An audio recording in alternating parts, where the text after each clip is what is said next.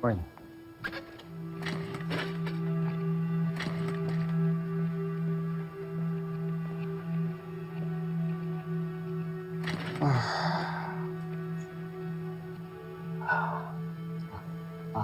Dad, para saan po itong emergency meeting ito? As Chairman Emeritus of Torrecampo Realty, I decided to gather everyone para pag-usapan ang current crisis ng company, the Menagerie Manor Project. Dad, hinahanapan ko na ng solusyon. Nasolusyonan ko na. The board has decided to hire someone to help exclusively sa project mo.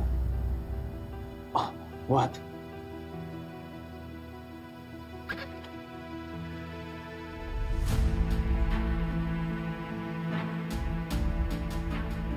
Everyone, this is Aldrin Castello, the Menagerie Manor Project's new sales director.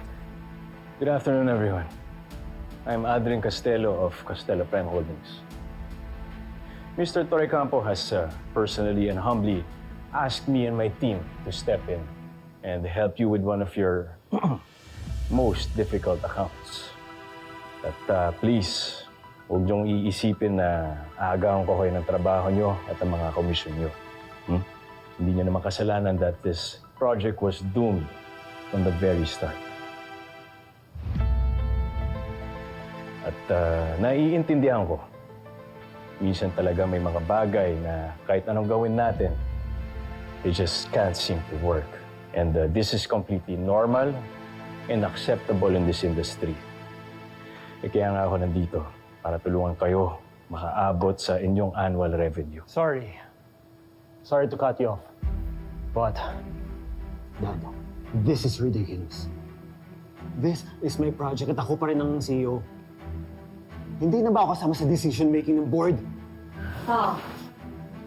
This is not the place to be emotional, son. Emotional? Dad, I am not emotional. I am upset. Because you didn't even consult me. Hindi na ba mahalaga ang opinion ko sa board na to?